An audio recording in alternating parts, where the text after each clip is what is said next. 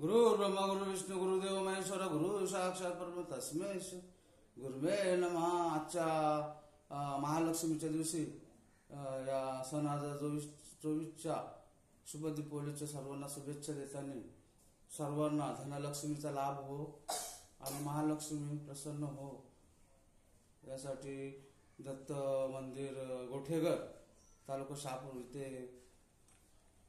थोडा भजनाचा कार्यक्रम हवा रवींद्र मादर महाराज सादर करते. गुरु चरणी